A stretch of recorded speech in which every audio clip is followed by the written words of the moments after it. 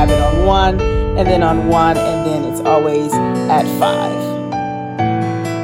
So I'm keeping the sound on for you to hear how this thing sounds when you use it on continuous suction.